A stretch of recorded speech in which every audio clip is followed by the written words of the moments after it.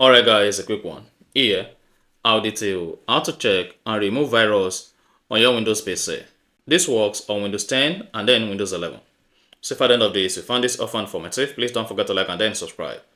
Now, go ahead, press the Windows and the R button together to open the run command. Then type MRT.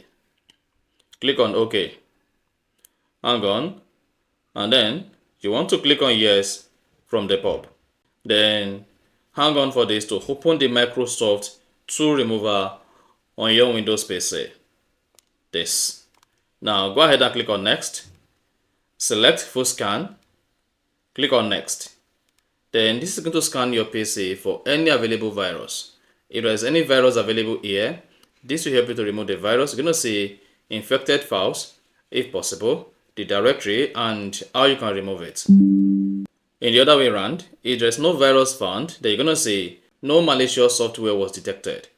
And then you can click on this to view detailed result of the scan. You can see I have no affected files here. Then click on OK and then click on Finish.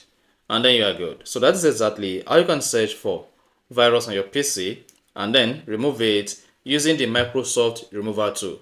So if you found this offer informative, please don't forget to like and then subscribe.